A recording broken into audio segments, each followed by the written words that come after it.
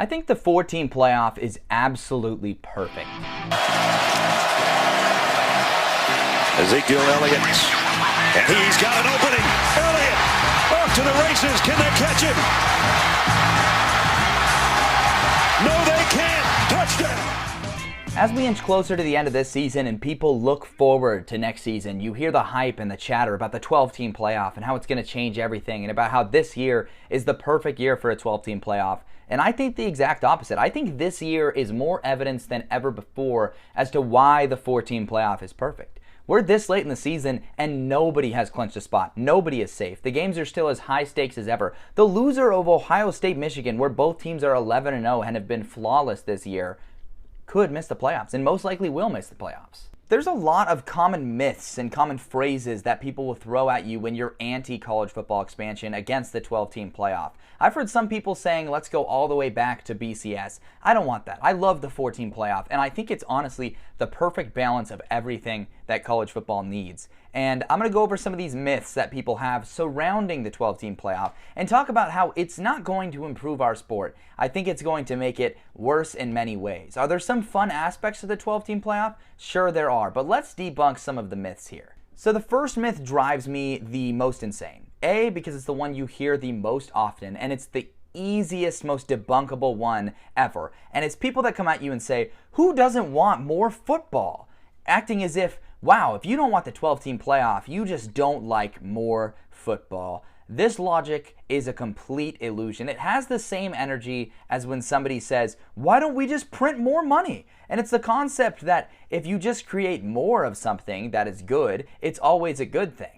And I argue and say scarcity creates value. There is currently value in the 4-team playoff because there are only 4 spots available. It increases the intensity of every game and every team scrambling for a spot. If you create more playoff games, yes, you're getting more playoff football, but suddenly you're taking a sport in college football, which is the main thing is the regular season. Every game matters. One game can derail your entire season, and you're taking the focus away from every Saturday and away from what makes it important and putting it on the postseason at neutral sites where these guys who clearly don't care about the health of the sport, they just care about lining their pockets. It's a place where you're not going to be able to afford to go to the playoff games unless you've got deep enough pockets to afford tickets to the games. You're not going to be having student sections at those games aside from maybe the 200 students that Taco Bell lets in for their promotion. It's just not about the spirit of college football to have the season focused around a postseason.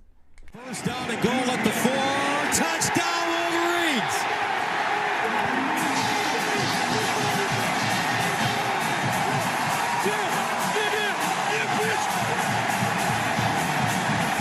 Five touchdowns for Hassan Haskins.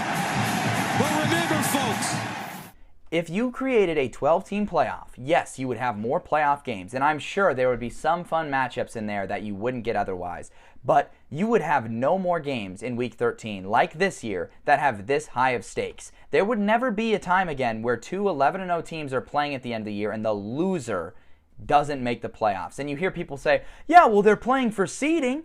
That is just not, that is an eye roll. That is not the same at all, and you know it's not. If you're still making the playoffs, all that means is, oh wow, Ohio State now is going to have to play Tulane to get out of the first round of the playoffs, and then they're just going to be right back. And then you're more likely to have another rematch between those two teams in the playoffs, and I just know that the one thing people don't want is for these teams to be playing 2 to 3 times because it just waters down the excitement surrounding that game with every rematch you get in the same season so close to each other. And that's where you get things that make you feel uneasy, like last season, Ohio State being on the verge of getting a spot in the national championship, which is going to happen much, much more rarely in a 4-team playoff because it's going to be more exclusive altogether.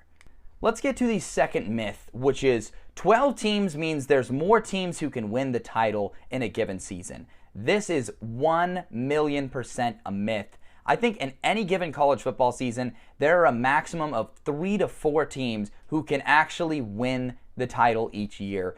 Georgia, for example, would be favored by 20 plus points versus Louisville. So the illusion and the thing people cling to, the fever dream, is that a team like Louisville, if given a shot in an expanded playoff, would have a shot at the national title. That's not true. They would be absolutely stomped, and they would just have more opportunities to get stomped. If you want parity, and parity is your goal, there is going to be more parity in the 4-team playoff. In fact, if parity is your ultimate goal, the most parity will be in a BCS system. This means a team like Alabama, who took a loss this season, they happen to be a really good team, but since they took a loss, they're not going to be anywhere near the national title game because they're not going to have a playoff where they can roll into late just because they're playing well. I think what people imagine is that you're giving these Cinderellas an opportunity to win a national title. You're not. What you're doing is you're giving a second life to these favorites, these heavy powerhouses that you don't want to be seeing in the national title. The maximum parity is going to be in your 4-team playoff or your BCS playoff.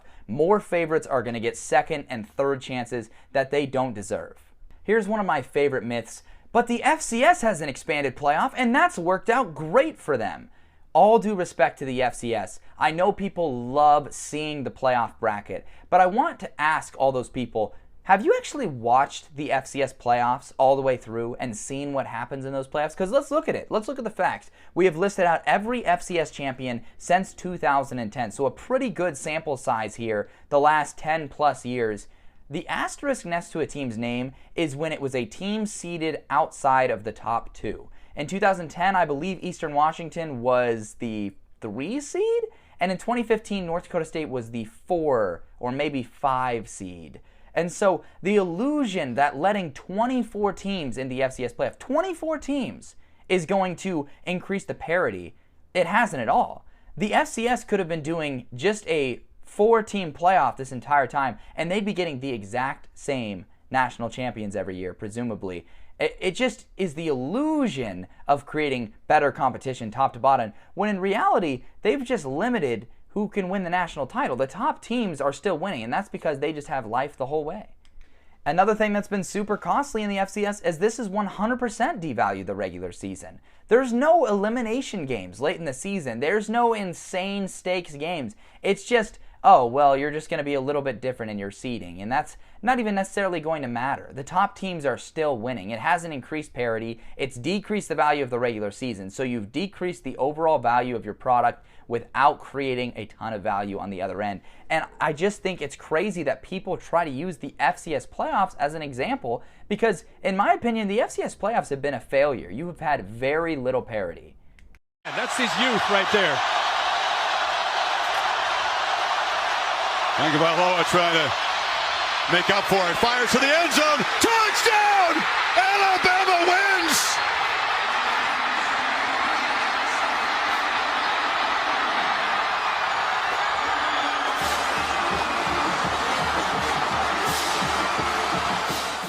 So we take a look at the flip side at the 4-team playoff at the FBS level, and the 4-team playoff has been really solid. Since 2014, a team outside of the top 2 has won the national championship 3 times. So that's 3 times since we expanded the playoff in the first 9 seasons of the playoff. And to me, that's a success. A third of the time, you're getting a team that wouldn't have been in probably in the BCS era. They weren't in the top 2, winning the national title. That, to me, is success in a model and a system, actually allowing a little bit wider of a range of teams to win and not snubbing anyone that should be that upset. An undefeated Power 5 team has never missed the playoffs. And if you took a loss during the regular season, I don't want to hear you complain about missing the playoffs. That's all going to be judgment calls, the difference between 5 and 6 and 4 and that stuff. But if you lost a game throughout the regular season, I don't think you have a place to complain unless you were undefeated as a Power 5 team. In the case of a team like Central Florida, where you're like, well, we went undefeated, we didn't get in. You weren't Power 5. In my opinion, you need to earn your promotion to some of the power leagues to get that respect in order to make the playoffs. Otherwise, I don't think you have any right to complain because your schedule was so much weaker.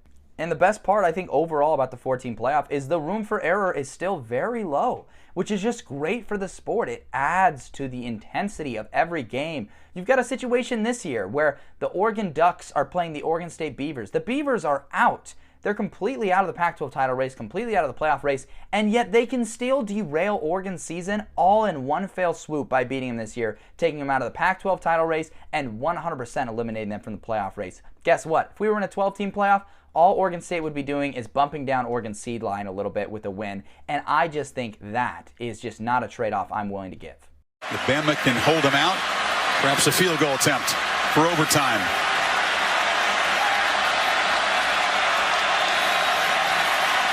Watson. Touchdown!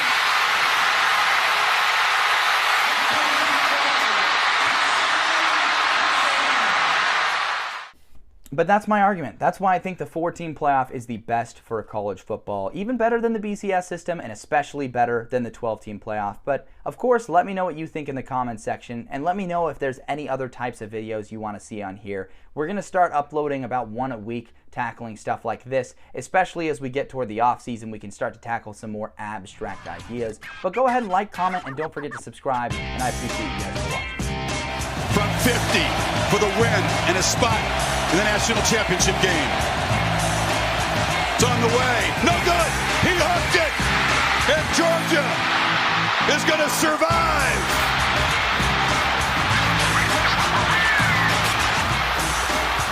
At the stroke of midnight, the first few seconds of 2023.